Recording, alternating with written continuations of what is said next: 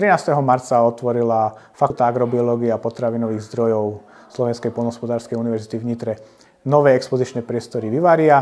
Aktuálne sa v nich nachádzame, slúžia pre potreby praktickej a teoretickej výučby našej fakulty.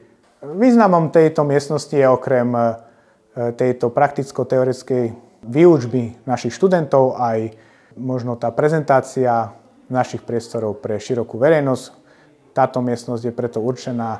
V týchto priestoroch môžeme vidieť 17 nádrží, z toho takmer všetky sú bioaktívne.